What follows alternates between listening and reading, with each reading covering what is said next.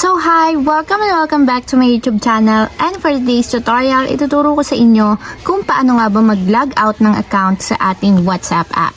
But first, subscribe to my channel and don't forget to hit the subscribe button and the bell to notify you for my new updates. And if you want to learn more, just keep on watching and let's start. So ayan, for today's video, gagamit lang tayo ng WhatsApp application. So ayan, i-open ko na yung aking WhatsApp app. So ayan, pagka-open ng ating WhatsApp account or ng ating WhatsApp application, hanapin nyo lang yung 3 vertical dots na nandito sa upper right corner, then i-tap.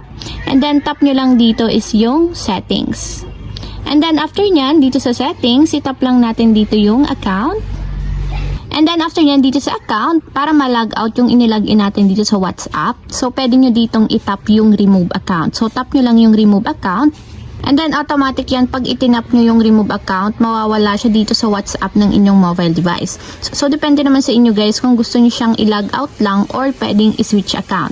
So kung gusto nyo ma-remove, itap nyo lang yung remove account, then tap nyo is yung remove. So huwag kayong mag-alala guys kasi hindi naman siya madedelete yung account ninyo, mari-remove lang siya dito sa inyong WhatsApp.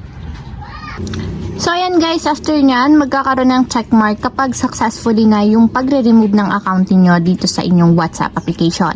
So ayun lang guys, ganun lang kasimple kung paano nga ba mag-remove or mag-log out ng account dito sa WhatsApp account. If you have a question, click comment down below and don't forget to hit the subscribe button and the bell to notify you for new updates. And thank you for watching! Living life, every day, late at night, not okay.